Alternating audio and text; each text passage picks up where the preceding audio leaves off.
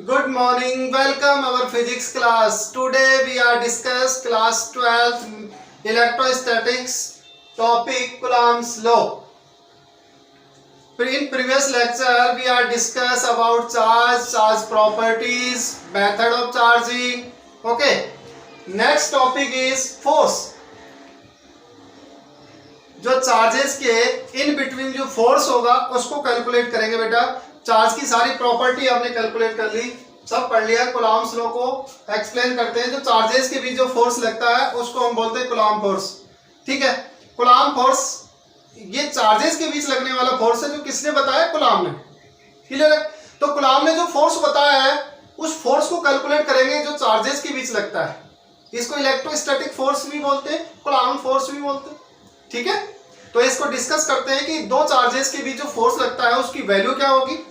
ये तो बताया कि चार्जेस में अट्रैक्शन और रिपल्सन फोर्स लगता है, बट कितना फोर्स लगता है उसको कैलकुलेट करते हैं। और वो कैलकुलेट किया स्टार्टिंग में, फर्स्ट ऑफ ऑल सबसे पहले वो किया था कूलॉम।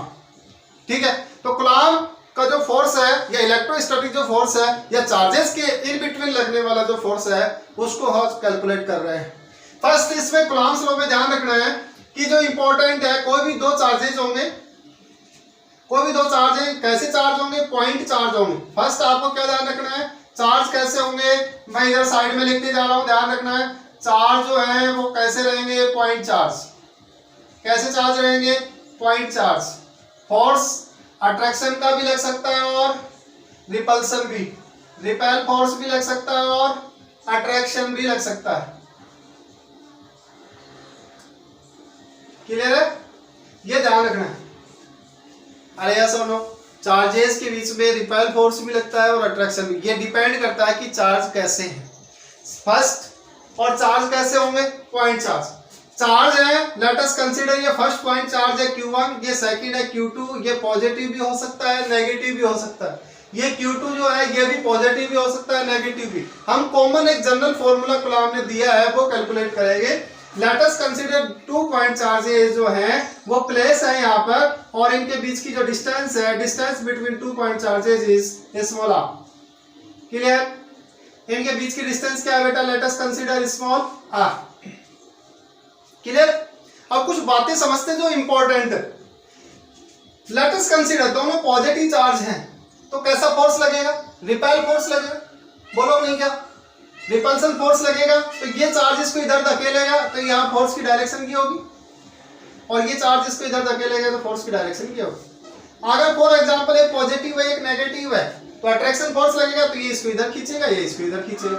दोनों ही कंडीशन में, चाहे चार्ज पॉजिटिव हो दोनों ही, चाहे दोनों नेगेटिव हो, चाहे एक पॉजिटिव एक नेगेटिव हो, फोर्स की डायरेक्शन अपोजिट रहती है।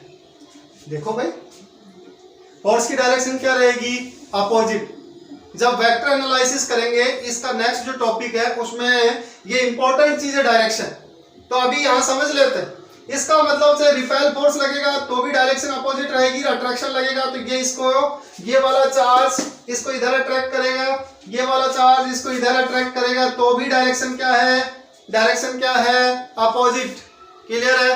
तो जो कूलॉम फोर्स है, चाहे अट्रैक्शन का हो चाहे रिपल्सन का, दोनों ही कंडीशन में कैसा रहता है? रिपेल सॉरी डायरेक्शन क्या रहेगी? अपोजिट। ठीक है, हाँ जी, यहाँ हम डायरेक्शन की बात नहीं कर रहे तो थोड़ा सा इसको हटा देता हूं मैं। हाँ जी, ये याद रह जाएगा आपको। उसके बाद नेक्स्ट देखिए जो इंपॉर्टेंट है, इसमें इंपॉर्टेंट एक ये बात भी है कि जो चार्जेस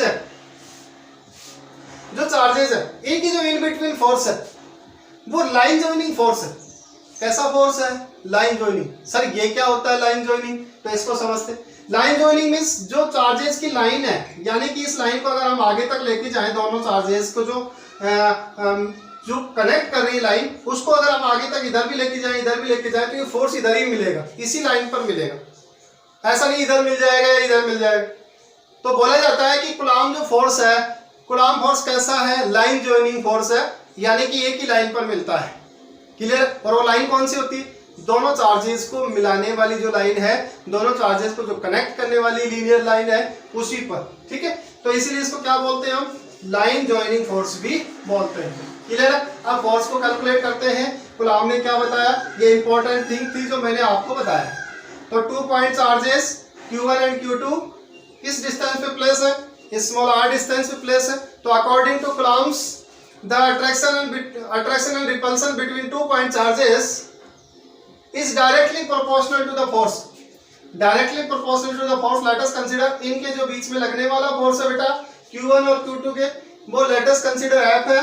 तो F जो वैल्यू है फोर्स की वो डायरेक्टली प्रोपोर्शनल होगी किसके, Q1 and multiple of Q1 and Q2।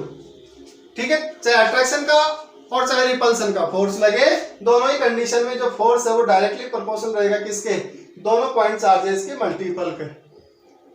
Second thing of Coulomb's law, उसने इसी लॉ में सेकंड डेफिनेशन ये बताया कि जो फोर्स है वो एंटी प्रोपोर्शनल होगा। एंटी प्रोपोर्शनल होगा किसके, डिस्टेंस जो है उसके स्क्वायर। एंटी प्रोपोर्शनल होगा किसके, जो चार्जेस के इन बिटवीन डिस्टेंस है उसके स्क्वायर के एंटी प्रोपोर्शनल। क्लियर है। अब इसको सोल्व करें तो दोनों जो फोर्स की इक्वेशंस आपके पास है, ये equation first, let us consider this is equation second. So from equation first and second we can write from equation first and second F is proportional Q1 and Q2, ये तो proportional में है, एक साथ अगर कंबाइन करके दोनों को लिखे तो upon r square. Clear. Q1 and Q2 proportional में, r square is anti proportional, और दोनों को कंबाइन करके हमने इसको प्लेस किया। ठीक है, और फिजिक्स में प्रोपोर्शनलिटी साइन आता है, इसको रिमूव करते हैं। तो कूलम्ब्स ने कहा कि कोई कांस्टेंट ले लीजिए, और कांस्टेंट यहां पे लिया हमने k is the proportionality constant and Q1 into Q2 upon R square। Clear है। अरे ऐसा हो K क्या है, here K is proportionality constant। ठीक है, K की वैल्यू बहुत इंपॉर्टेंट है बेटा। K की वैल्यू पर हमने बताया कि K जो है कांस्टेंट है, प्रोपोर्शनलिटी कांस्टेंट, इसकी वैल्यू है, न्यूमेरिकल वैल्यू है 9 multiply 10 to power 9। 9 multiply 10 to power 9। K की value numerical value 9 multiply 10 to power 9। याद रखना है, न्यूमेरिकल में काम आएगा। एक बार बोलिए मेरे साथ, K की वैल्यू क्या है, 9 मल्टीप्लाई 10 टू पावर 9, ये न्यूमेरिकल वैल्यू है। ठीक है, क्लियर कि ये कहां से आए, इसको भी सॉल्व करके बताया कूलम्ब ने। K is equal to formula होता है 1/4 पाई एप्सिलॉन नॉट। ये जो आपके पास फॉर्मूला आया है, इसी से सॉल्व करके न्यूमेरिकल वैल्यू कैलकुलेट की है। एक बार बोल के देखते हैं, ये इसको बोलते हैं epsilon naught. This sign is called epsilon naught. ठीक है, और यहाँ पे K आता है 1/4 पाई एप्सिलॉन नॉट। 4 आपको पता है, पाई की वैल्यू आपको गिवन है, एप्सिलॉन नॉट की वैल्यू है 8.85 मल्टीप्लाई 10 टू पावर -12। जब ये वैल्यू सारी यहाँ पे रखेंगे, 4 पाई की वैल्यू 3.14 और एप्सिलॉन नॉट की वैल्यू रखेंगे, तो हमारे पास रिजल्ट आता है 9 मल्टीप्लाई 10 टू पावर 9। क्लियर है। एप्सिलॉन नॉट को अगर यहाँ पुट करें इस वैल्यू को K की, तो हमारे पास फॉर्मूला आ जाता है F is equal to 1/4 pi epsilon naught Q1 into Q2 upon R square. This is the Coulomb force. और here epsilon naught is permittivity of vacuum. Permittivity of vacuum air. Clear है। ये force हमने calculate किया है किसमें, जब दोनों charges कहाँ प्लेस है, एयर में, वैक्यूम में है। एयर में है तो यहाँ पर एप्सिलॉन नॉट आ रहा है। वैक्यूम का मतलब होता है दोनों चार्जेस के बीच हम कोई मीडियम रख दें।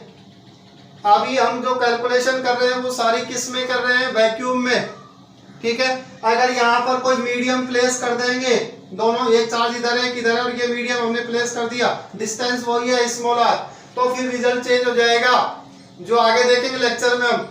अभी आपको ध्यान रखना है एप्सिलॉन नॉट, ठीक है, और एप्सिलॉन नॉट को क्या बोलते हैं, परमिटिविटी ऑफ वैक्यूम या फ्री स्पेस।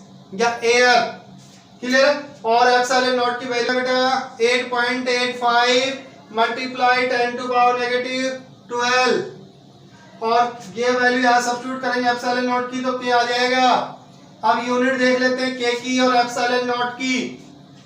ठीक है, यूनिट देखते हैं भाई के की। पहले के की यूनिट क्या आ जाएगी बेटा, ध्यान से देखो, यहाँ से के का फॉर्मूला बनाओ तो के का फॉर्मूला क्या बनेगा, के इज इक्वल टू ये आर स्क्वायर इधर आ जाएगा, क्रॉस मल्टीप्लाई इधर की चीज इधर, इधर की इधर, cross multiply F into r square, F into r square upon Q1 into Q2। Yes और नो? ये के का फॉर्मूला बनाया हमने। अरे फॉर्मूला तो बनाना आता है, मैथमेटिक्स में पढ़ा। के का फॉर्मूला बनाना है, सब चीजों को इधर भेजो तो ये अपॉन में है, ये तो मल्टीप्लाई पर, ये मल्टीप्लाई में अपॉन में आ गए Q1 एंड Q2। तो यहाँ से फॉर्मूला यूनिट आ जाएगी के की, फोर्स न्यूटन, आर डिस्टेंस है metre square, charge coulomb into coulomb तो कूलम स्क्वायर। बोलो नहीं क्या? तो के की यूनिट क्या आ गई आपके पास, यूनिट ऑफ के, यूनिट ऑफ के न्यूटन इंटू मीटर स्क्वायर पर कूलम स्क्वायर। तो यहाँ लिख सकते हैं हम के की वैल्यू थी 9 multiply 10 to power 9 newton into metre square पर कूलम स्क्वायर। यस और नो? तो यहां से ही हमें एप्सिलॉन नॉट की यूनिट बनानी है। तो ये बताओ इन दोनों में रिलेशन कैसा है, के में एप्सिलॉन में? ऐसा नहीं लग रहा है, 4 पाई तो कांस्टेंट है, के is anti proportional 1 upon epsilon. तो इसका मतलब जो के की यूनिट है वो एप्सिलॉन के क्या है, के की यूनिट एप्सिलॉन के क्या है, एंटी प्रोपोर्शनल। तो एप्सिलॉन की यूनिट क्या बन जाएगी, यहाँ से इसको जस्ट उल्टा कर दो तो आपके पास आ जाएगा coulomb square newton into metre square, क्योंकि के और एप्सिलॉन में रिलेशन कैसा है, एंटी प्रोपोर्शनल का। तो यहाँ पे के की यूनिट आई न्यूटन इनटू मीटर स्क्वायर पर कूलम स्क्वायर, और इसको चेंज कर देंगे तो एप्सिलॉन की यूनिट आ जाएगी कूलम स्क्वायर पर न्यूटन इनटू मीटर स्क्वायर। अरे यस और नो? Correct, correct, okay.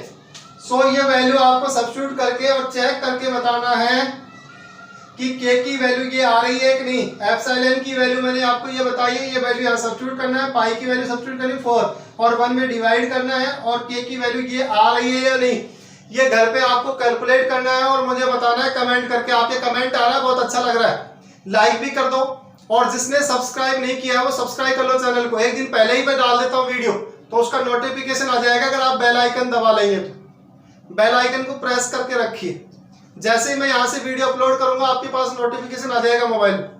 ठीक है, फिर भी कोई प्रॉब्लम हो तो आप स्कूल आके समझ सकते हैं। ठीक, आज के लिए इतना ही। Thank you class.